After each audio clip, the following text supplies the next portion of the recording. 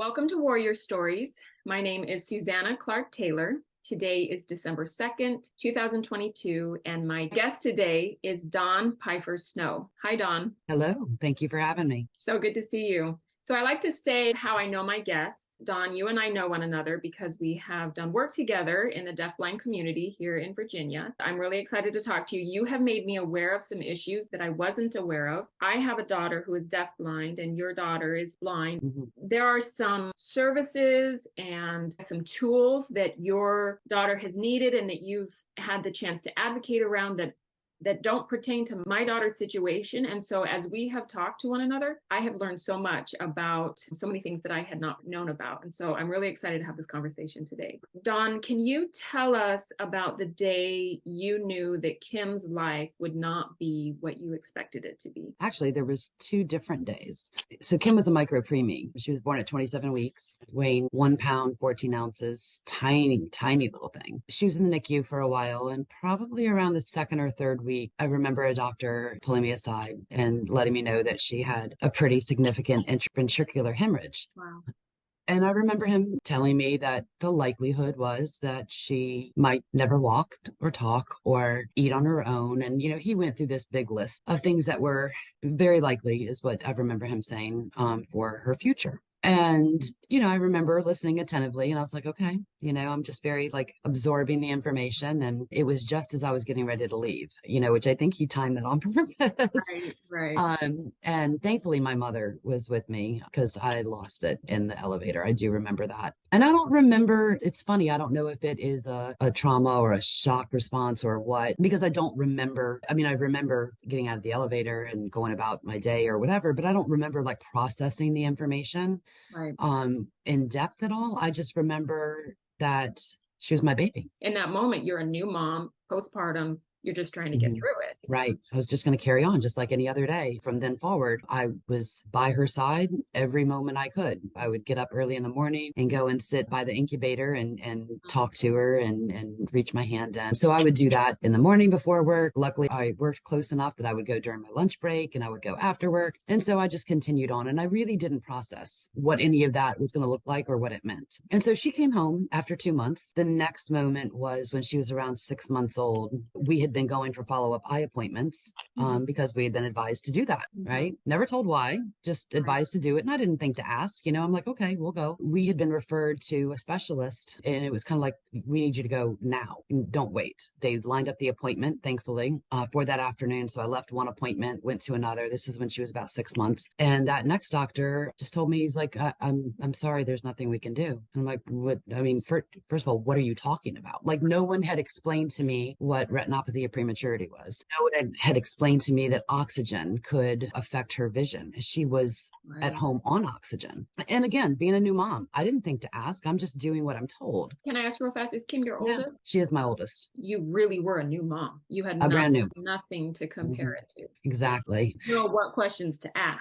Yeah, I didn't think about it. I don't think doctors should be withholding information. Absolutely. No matter what, doctors should not be withholding information. It's not actually compassionate. No. When I look back, that's the thing that bothers me the most, is that doctors did not talk to me and give me the information I needed as we were going along so that I could be educating myself and possibly even taking steps that might have prevented her from losing her vision, right? Maybe not. I don't know. But no, that's the thing. Right. I wasn't given that information to even have the opportunity to look into any of that. But I remember that day very well because it was a gut punch. And it was a gut punch, again, not because she's blind. It was a gut punch because it was just a shock. I didn't expect it, and to have something so significant just out of the blue, it was just shocking. Very much like my hospital experience. I remember crying, yes, I was upset. I was shocked. But after that initial experience, it was just, this is my baby. What do I got to do? We just started carrying on from there. I started educating myself and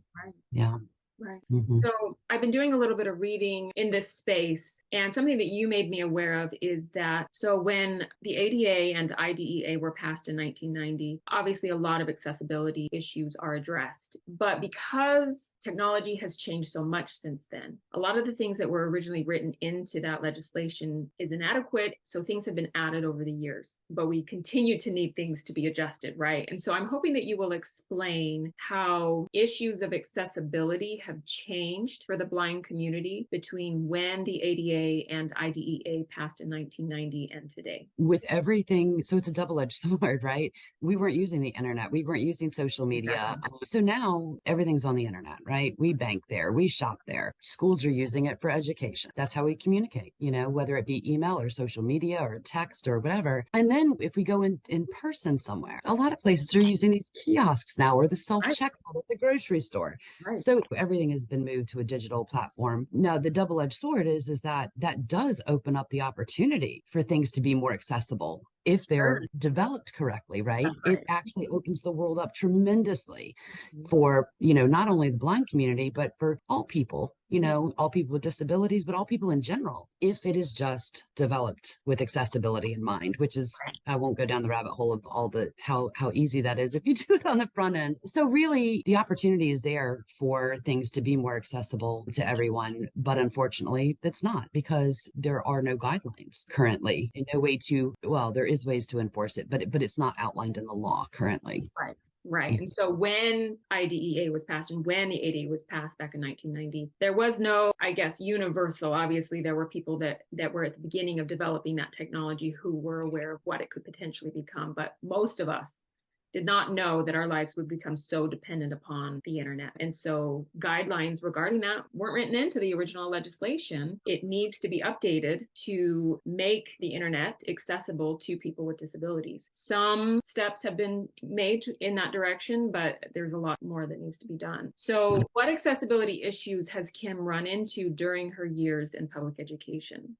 So this might be taking it back a little bit to pre-internet days. It started off with simple things like having your worksheets in Braille or in a raised graphic, a tactile graphic. And those were issues that we had to deal with all the way through school, mainly in the younger years, but still sometimes in high school, occasionally there would be something on paper. And so that's kind of how it started out. And even with a TVI, a teacher for the blind and visually impaired, and an assistant with her, teachers are busy. They're trying to develop content to, even in the younger year, developing content to meet the needs of the diverse set of students they have each and every year. And so they weren't always pre-planned and throwing something out at the last minute, oh my gosh, we got some extra time. Let's do this worksheet, and it doesn't give any time for the teacher of the visually impaired to prepare that material to be accessible. And so that was something we dealt with early on. But even as early as, I want to say it was first or second grade, students were starting to take one of their resource classes, right? So you alternate during the week,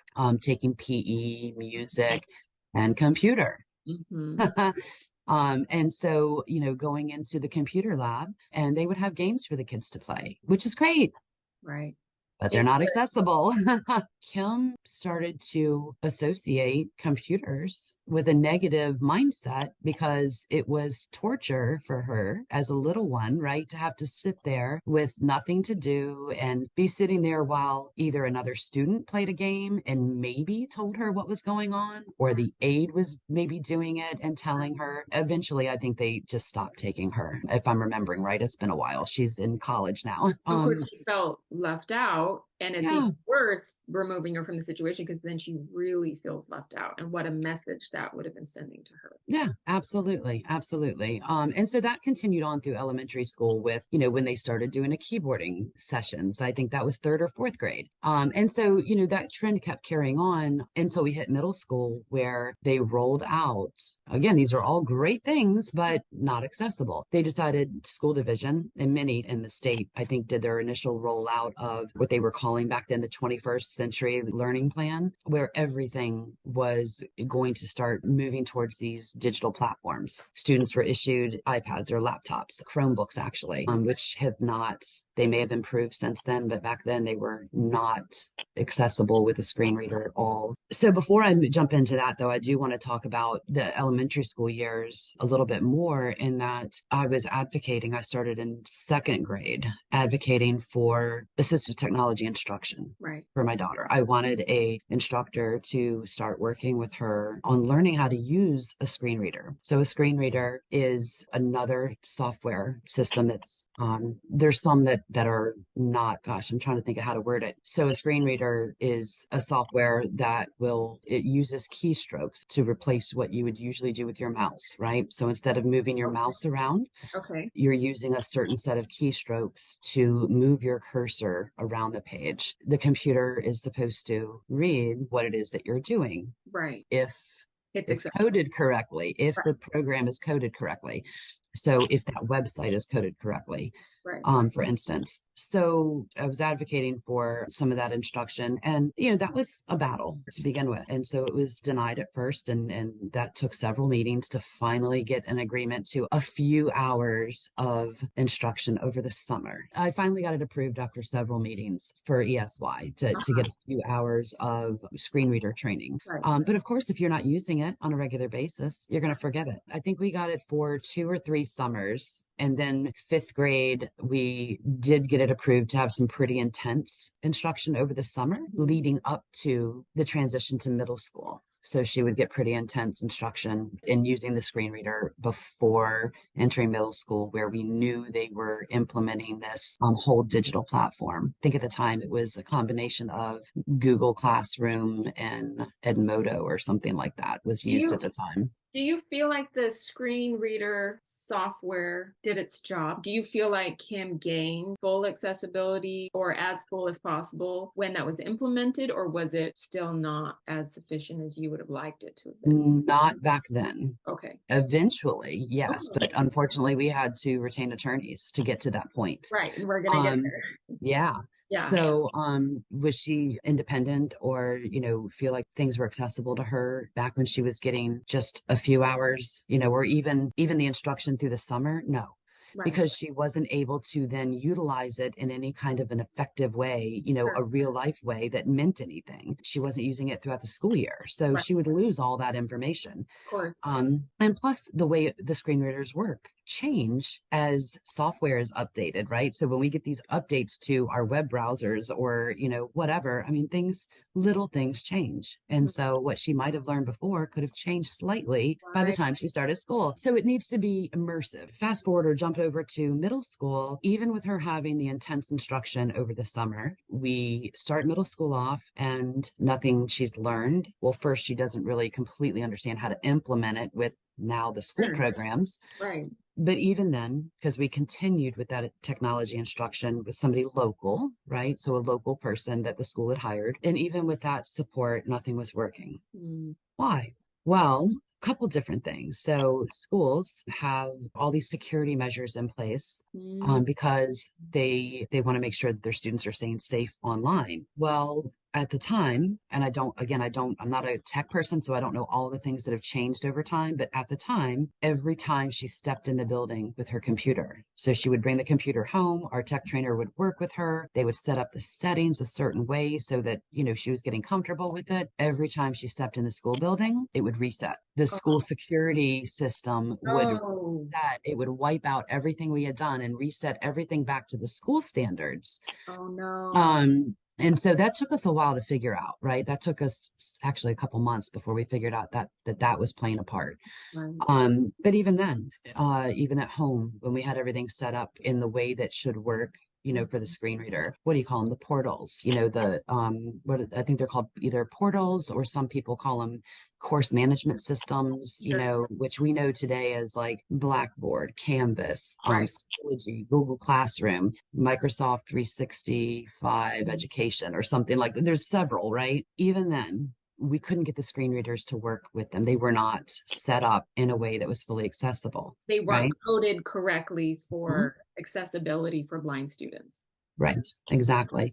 And honestly, I'm going to come back to the middle school years, but honestly, even with improvements that these companies, at this point, I'm talking about these portals or these classroom management, course management systems, even with whatever improvements they tried to make over the years, there were still some things, even up to her senior year, which was last year, some things that she couldn't completely access, or it was so confusing how to get to it Right. that we just to save a headache, we just found a Right. workaround, right? Right. But going back to the middle school years, so we're encountering all these issues, and I would communicate with the school. We would work with the tech trainer. And again, it took us a long time to figure it out what the issues were. We asked for them to give us some way, remove these restrictions just from her computer. Right. Wouldn't do it. Wouldn't give us admin. There were so many things we were asking for that could alleviate some of these problems. Right. And they just were refusing. So we get through the whole year, right? With tears. I mean, tears almost the entire year. It was a nightmare. And over the summer, again, we have this local technology trainer, and I can tell, bless her heart, she was trying, but she didn't Sure. understand. She Right. did not know how to navigate all these different school platforms. She could not figure it out. And I discovered a trainer. I researched online and through support groups, because that's where we find all of our Right. information is through other moms, right? That's Through right. other families. And so I discovered this wonderful trainer, reached out to her and had a discussion. This is during the summer, right? Proposed it to the school, sent the information. I said, look, here's somebody, this is her success rate. This is Credentials. Right. so on and so forth, right? Halfway through the next year. So now we're in seventh grade. We still had not had an approval for this woman to start working with my child. And my daughter was still tears, right? Every day. Didn't know what was going on in class, couldn't keep up. Literally, I thought I was going to have a nervous breakdown from all of the communication and trying to find ways to bring all the pieces together. Mhm. I mean, I had to take time off of work. I had to take time off Sure. of work. I could not. My daughter was, and her education was so Taking important. over. Right. Yeah. So I saw an email that was not meant for me, where somebody from one of the directors in the county had sent an email back to the group of educators, and I accidentally was included, and I saw a smart ass comment that he made. And I was headed in the direction of getting attorneys anyway, Hmm. but that's when I was like, I saw his kind of flippant comment in reference to all of this. And I was like, that's it. Hmm. I didn't send my kid back to school. I wrote a letter. I said, my daughter will not attend back in person until we get this accessibility straight. And I want to have a meeting for homebound. And then I sent off that email and started calling attorneys. Um, So let's dive into that. So tell us about the lawsuit that you ultimately had to file to get her So I removed. actually didn't file, I actually did not formally file a lawsuit. Okay. But I did get several attorneys involved. I want to say at some point there was a total of 8 involved. And to this day, I do not know how I got so lucky. I really don't. But these wonderful people came in, they started filing for the FOIA requests and sending a demand letter. It still took us an additional 6 months Hmm. to the end, until I think it was June of that year for everything to get straight. My daughter remained on homebound with all the support.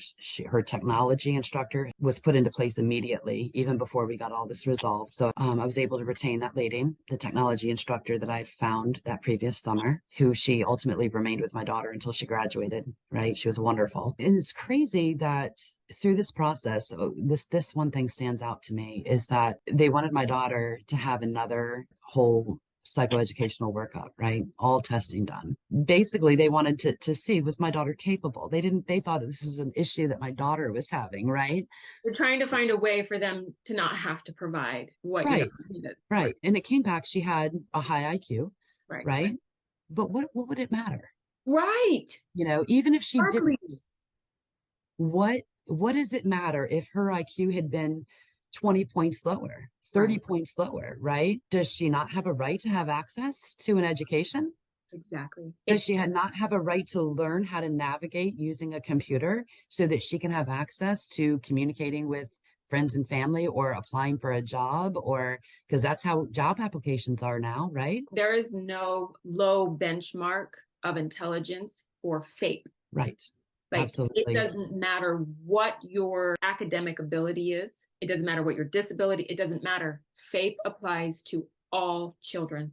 And by federal law, school Hmm. districts have to provide FAPE.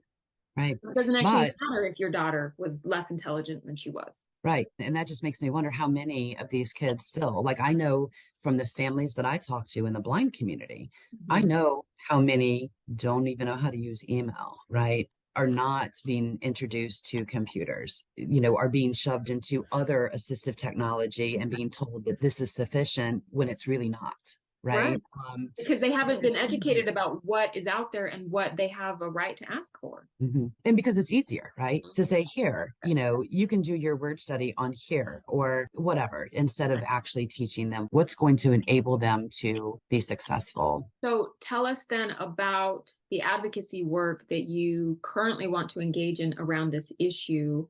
You mentioned in a previous conversation we had about refreshable Braille displays. Did your daughter ever use one throughout her public education? So that kind of ties in a little bit with what I was saying, that refreshable Braille displays are absolutely important for students who use Braille. But that kind of ties into what I was saying, how sometimes people will shove a student onto a device. I say shove, they're pushing a student to utilize a certain device versus learning a PC or a Mac. You've got a couple different types of refreshable Braille displays. So you have a standalone Mhm. refreshable Braille, which is each either has a QWERTY keyboard or a Braille keyboard that you can type on. But the main thing is that it has the Braille that refreshes, where you could read the print. So if you're reviewing a document, for instance, you can read it. You can move your cursor around to be able to easily edit the document, jump around from paragraph to paragraph, word to word. Then they have other types of refreshable Braille displays. They are refreshable but Braille display that will function independent of a computer. So your standalone refreshable Braille displays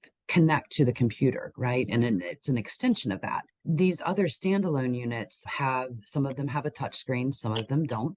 And again, they have options like a QWERTY keyboard or a Braille keyboard, but either way, they have the refreshable Braille also. Again, that you can edit documents, read your information, and they're great. They do provide a function. They're great for note taking. Some people use them maybe to keep up with their schedules. They're great for a variety of things. They don't replace a computer. They're more like if you're using, like, if you're going to use your iPad for something, right? That's kind of the equivalent. Like, you can't use your iPad for everything, Right. especially if you're doing, any kind of word processing and all that. It's a lot more cumbersome to use. Sure. And that's the same with these Braille devices that work independent of a computer. Yes, you can send email. Yes, you can even connect it to your computer if you can get it to work to show you what is on your screen, right? Being able to edit text. Our experience, they're a lot more challenging to do that with. It puts in a lot of layers that makes them a lot more complex to use them with a computer. And they just don't teach you the same skill set that you would have if you were using a standalone Braille display with the computer. Does that make sense? Right. And so explain the difference in, I guess, benefit between the refreshable Braille display and the screen reader technology. So it sounds like, yes, the refreshable Braille display is very important, but it can't replace the benefit a student can get from the screen reader technology. Is that correct? They work together. Gotcha. And I may not say this correctly, so I just want to say that I don't use the Braille display myself. By the time my daughter was using a standalone, I used to use the ones that I was saying that were not as easy to use, the all inclusive displays. But once she's got her standalone, she's been so good that I don't dive in there, right? She's got it. So she knows this better than I do. But the refreshable Braille display will tell you what's on the screen in print, right? So if you're moving your cursor around, it'll show you in Braille what's there. But I don't believe that first of all, it doesn't help you navigate. You can navigate the page with the Braille keyboard, they just work differently. The screen reader helps you navigate. Am I correct that it sounds like the refreshable Braille display helps the computer communicate with the student, whereas the screen reader technology helps the student communicate with the computer? No, they both can do each, right? Okay. So the screen reader is going to read aloud what Okay. is on the screen. Gotcha. It's going to help you navigate the screen, Right. switch from tab to tab, which you can also do with the refreshable braille display, but they function a little bit differently. It's a smoother and easier navigation with JAWS to navigate, but then for editing purposes and for reading. So a lot of us may listen to something, but if we want to really hone in and be like, wait a minute, what was that? Right. You need to see the words. And Sure. so, our students who use Braille, they see their words with their fingers. They need that Right. refreshable Braille so they can see the words. It helps with spelling, if they want to make sure that they're spelling correctly, right? So there versus there, totally different meanings depending on the way it's spelled. Sure. And then editing documents, being able to easily jump back to where you need to, maybe put an apostrophe or whatever. You can do it both ways. It gives you different ways to navigate that, if that Right. makes sense. Absolutely. Mhm. So, what is your advocacy goal in regard to this? Kim has made her way through public education. She's a freshman in college. Am I correct on that? She is. Hmm.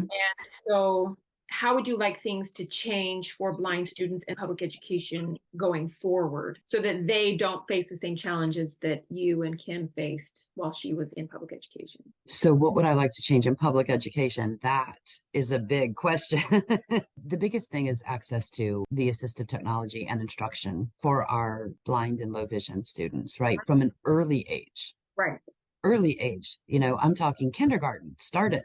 Don't right, wait, and making sure that it is accessible and they're receiving instruction and how to use right. the assistive technology. And unfortunately, there's a lot of our teachers for the blind and visually impaired. It's improving drastically, but there's still a lot of teachers for the blind and visually impaired that do not know how to use Interesting. the assistive technology, right? So they're oftentimes learning right along with the student that they're teaching, which, at least it's being done, but that can be a problem, right? Sounds like that's the type of thing that teachers for the visually impaired, that's teacher development training that they always need. If they did not receive that instruction in college because they went to college too long ago, they need to continually be being educated on all of these things so they can apply it to their current students. As technology changes, they need their education to increase around this technology, right? Yeah. And honestly, it's not even a part of their certification. So when they're becoming a TVI, learning all the assistive technology is not, I mean, learning about it, yes, but learning How to how to use use it and teach it, that's a whole nother certification, it. right? Interesting.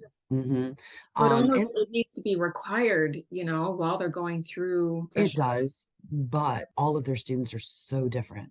Right. Um, but it is a reality that, all right, I'm going to say this and then follow it up with another thing is that it is a reality that a lot of students who teachers for the blind and visually impaired see may not need a screen reader or Sure. JAWS. Right. Or that is a screen reader or Braille. I mean, Braille or a screen reader. They maybe have to use Zoom text because they have low vision, but Zoom text functions the same way. It's kind of the same platform as a screen reader. Or they may not think, and this is the thing I was going to follow up, they may not think that their student needs it for Mhm. whatever reason. And so they don't expose their student to it. Right. Huge issue, in my opinion. But my point that I was getting at is that if a teacher learns it, let's just say the basics, because they have a student that maybe they're teaching it to, and let's say their caseload changes and that student has a different teacher next year. And then that teacher who has been learning the basics or is certified might not have another student for several years. And so they forget, and some of the, like I said, some of the keystrokes change as software is updated and whatnot. So It's providing the professionals that are going to be working with specific students the training that they need for that specific student. And not every professional is going to need every tidbit of training, but in order to provide that student faith, right? yeah. Those professionals need to have access to the training necessary for that student. Yeah, and more effort. There's so many different angles. I mean, parents need to understand and know. The teachers in the classroom need to know and understand also, not that they need to know how to use it necessarily, but knowing that, hey, this is something, I mean, this should be an automatic in my mind, but this, oh, my other students are doing this. This student should be too, right? I mean, that's a given in, I know, our minds, but a lot of people don't process quite that way, right? And that's, anyway, on a positive note, there is more effort I've seen in Virginia recently particularly where they're trying to meet the needs around assistive technology, instructing other teachers, providing more virtual instruction for students around it. And I'm happy to see that. It's still got a lot of room to grow, but I'm happy to see that effort happening. In the past, in order to get that, like I said, we had to find somebody out of state who worked with my daughter virtually for 7 years. Anyway, so that was just on a positive note to know that that is an effort that is starting to happen. So around the law, what I want to see change accessible technology instruction to our students. But also, and this was something that we introduced, I say we, because I was, spoke on this earlier this year, Delegate Kathy Tran introduced House Bill 1246. And this it was the Educational Technology Access Bill. And my daughter and I and several others spoke in favor of it. Unfortunately, the School Board Association spoke against it. And so the bill would have been, it was a Virginia bill, right? And the bill would have required, it would have cost nothing, right? First of all, it just would have required that the school divisions implement a policy, write out guidelines, each division requiring them to only acquire and only work with vendors who provide accessible educational websites. Right. It would have been written into their procurement plan that they could only work with and contract with vendors who had accessible educational platforms. Now, a lot of people were thinking, well, wait a minute, that's going to be a problem. Well, the way the bill was written was it put the cost back on the vendors, right, to then make their platforms accessible. So going back to when Kim was second grade, being taken into the computer lab and all the kids were jumping on and playing the computer games, and she sat there not able to participate, the bill would have forced the schools to only use websites that were accessible. So the other students would use a website that it might not make a difference to them if they used website A or website B, but one is accessible, one is not accessible. It makes a big difference to a student like Kim. Only the website that's accessible to both people that don't need the accessibility, but also the people that do need the accessibility. Right, So exactly. it So doesn't it wouldn't. cost anything. It's just Mhm. use only websites that are accessible in public education. Absolutely. And so it was deferred to, I think it was the Science and Technology Committee, which my understanding was supposed to meet sometime over the summer, which I have not heard any updates on. That was an attempt to at least try and resolve some issues at the local level. But in the meantime, Senator Duckworth's introduced a bill at the federal level, finally. I say finally because it's been needed for so long. And that was called Website Software Applications Accessibility Act. And so we'll see where that goes. So that was just introduced in September, correct? Mm-hmm. I read through it, and it's important to note it actually has more to do with employment than education. But your daughter now is going into her collegiate education and working toward whatever career she chooses for herself. So this is going to be very important for accessibility for her in the future as a working professional, right? Mm-hmm. Yes. Now, and maybe you read something different than I did. Let me know. I've printed out like a fact sheet here. It was any entities covered by the ADA, which would be anyone receiving federal, well, it's public entities, right? And then also anyone receiving federal funding, where our schools are getting federal funding. Right. So they would fall under that, I would assume, right? And so Right.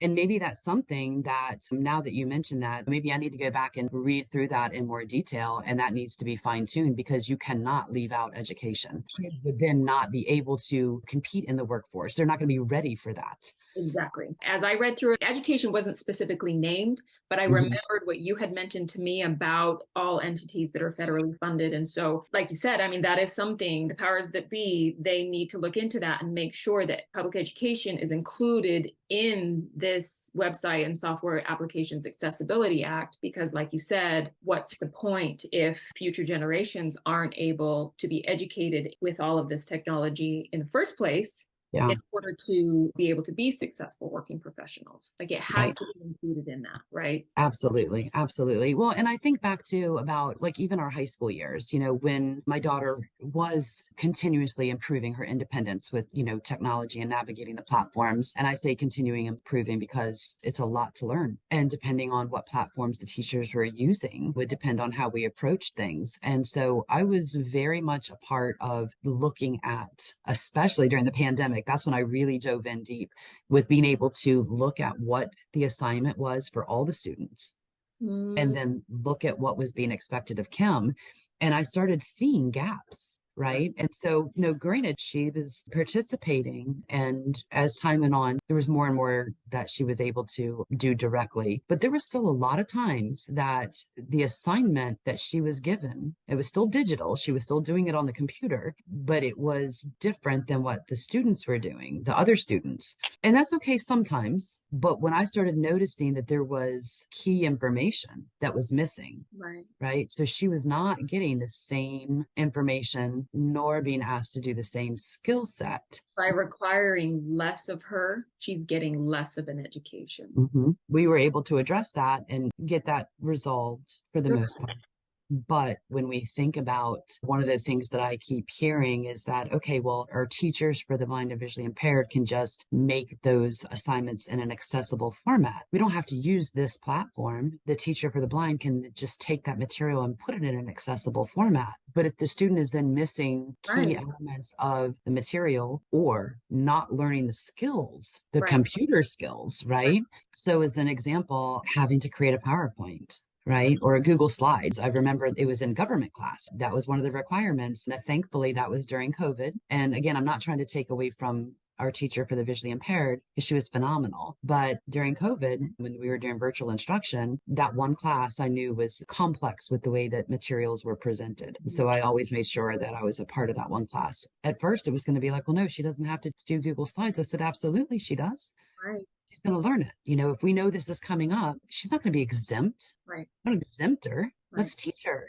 Mhm. Right. And so we took our technology trainers and we had them work directly on building skills around the Google Slides about learning how to do that, how to search for pictures and embed those and the whole 9 yards. And she did beautifully. She created her own Right. Google slide around accessibility, right? The whole presentation was around accessibility and the importance of it. Right. But yeah, you can't exclude them. No, absolutely not. It's not benefiting anybody No, and that's not because going to prepare them for the future if you do. it's not going to prepare them for the future. And then I also, I think about, again, tying this back into the workforce. If we had not pushed, and I know every child's different. Kim, and I guess I should outline too. So she not only is blind, she has hydrocephalus, she has autism, and she has seizures. So, she's, got a lot more going on than just being Right. blind.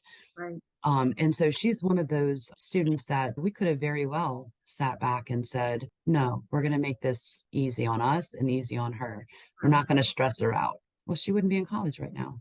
Exactly. And she, wouldn't be looking forward to a career. Instead, she would be sitting at home and maybe doing day programs. And I'm not trying to knock people who do need to utilize Social Security disability, but if you don't have to, Exactly. you don't want to have Right. to live off of Social Security disability. It's an important support for those who need it, but why Absolutely. not do everything we possibly can to help people to achieve their highest potential so that they can be self-sufficient. There's so much self-respect that we gain from that autonomy. It's quality of life, I mean, if I was sitting at home all day, every day, I would be depressed and angry, right? Being able to work, being able to go out in the community and do things. I mean, those are things that make me happy. Give students the ability to achieve their highest potential. That's the bottom line. Absolutely. So, is there anything else that you want to share in regard to the advocacy work you're doing, or in what ways do you and Kim need the world to change? I mean, obviously for Kim and her future, but also for, we've talked a little bit about it already, but students that are currently in school. What else is important to you to share about the advocacy work that you're doing around the blind community? I think the biggest thing is we need voices. I cannot tell you, I've been doing advocacy work in some form or fashion for 20 years. And I know because I work with parents also for the past 20 years. I know how these issues creep up. They may not be affecting you right now as your child might be in preschool or they're in elementary school and you just are not ready to tackle the technology piece of it yet. That's just something that for whatever reason, it's just not in the cards right now because sometimes you have to prioritize and I get that. But this is affecting everyone. It really is. Whether you see it or not, it's going to affect you at some point. And it's been so frustrating as I have tried to make people aware of different opportunities to make their voice heard. And parents aren't speaking up. Parents aren't writing the letters. Kids aren't writing the letters. I mean, the children could share their stories, even if it's a simple picture drawn about they're angry, right? And you glue a little computer on there for them or something, you know, even as simple as that. If you have to assist, policy makers need to hear from us how important this is. And I Yeah. remember in the early days of taking care of my daughter, I was so overwhelmed with her care that the thought almost didn't even occur to me that even if I were to speak up, I could make a difference, right? I was just coping. Yeah. And what I didn't realize was that I was advocating. Every time I sat down in an IEP meeting, every time I called a doctor and said, well, what about this? That is advocacy work. And Hmm. so Hmm. sometimes people hear the word advocacy and they think, oh, that is a space. I'm too overwhelmed over, I can't. But what I came to understand is, I mean, it's not that it's easy work, but how easy it is to make a difference. And especially if everybody does one easy thing in the space, it makes a difference. So yes, write that letter, and if you Hmm. don't know who your senator is or who your delegate is, reach out to me. I will look it up for you. You know, Right. you find that information, you send it, and the more people that just send that letter or pick up the phone and make that phone call, it makes an enormous difference. The volume of voices makes a huge difference. And it doesn't have to be formal, right? I mean, I can say, you know, I'll share this little story is that when Kim was younger, I tried to speak at my first public town hall. And I'll be honest with you, I don't know that I could do it again. I have a lot of anxiety around public speaking, and my voice shook the whole time. I couldn't finish what I had written out. I was embarrassed, but I did it, right? Right, I did right, it. right. And so now I know more for my style. I do better with letters or one on one, right? And getting up in front of a room full of people is something that I know I have a hard time with. So I do what works for me. And again, it doesn't have to be formal. It can be just telling your story. It can be telling, and it doesn't have to be your life story. It can be the story of a situation that happened. It can be just a little snippet, and even more powerful, or just as I say more powerful, is have your kids tell their story, Right. you And that's know? a huge reason why I'm doing Warrior Stories is because I'm hoping, especially for, I mean, it could be anybody that's advocating for positive change in the world. It doesn't have to be in the disability space.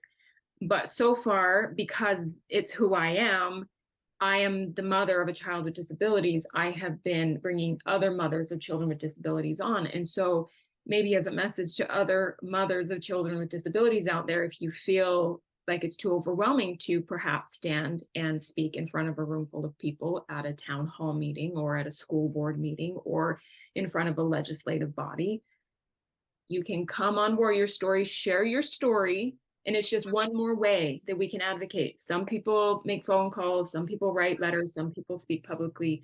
You can also, you know, do something like Warrior Stories, and then you have that link and you can send it out to whomever you need to hear your story in that advocacy space. But whatever you do, please do something Yeah, because, like you said, you need voices, you need volume. You can only you as you know, Don Snow, you can only do so much. You yeah. need more voices in order to carry the work forward. And I think people don't realize how much impact just one little thing does because it adds to the volume of voices. And I don't think people realize how many people don't show up, right? We're really good at thinking, okay, somebody else has got this.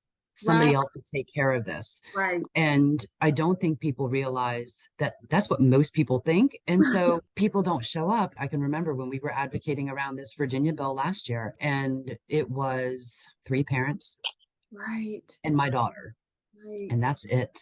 right, That's it that right. came and spoke up, you know, had their faces seen, maybe two or three other comments, and that was it. The Mhm. room had been filled with faces, even if they weren't speaking publicly, but they were just there showing support. It could have made a difference. Yeah. Right. And so with this new bill, right, coming up, make sure that you say something. Send a letter as I kind of learn more about it. You know, maybe that's something that we can make sure it gets out to families so that they're aware and maybe know where or how to send us a letter of support. That was an issue I had for a long time. I didn't know how to advocate in an official way. Like it does take a little bit of training, but you can find out how it's possible. Absolutely. So I hope that more people will come on to Warrior Stories, and I hope that more people bring their children on. I know that my daughter would love to come and talk with I you. would And love to interview Kim and find out her experiences and ask her directly, what is it that you need to change for the success of your future? It's a big yeah. deal. It is. Absolutely. Well, thank you so much for having me on. Thank you so much, Don. I so appreciate it. And we will keep in touch and follow up with all of these issues. And hopefully, I can have you and Kim back in the future to talk about more of the good work that you're doing around this advocacy work. Absolutely. Thank you so much. Thank you All so right. much.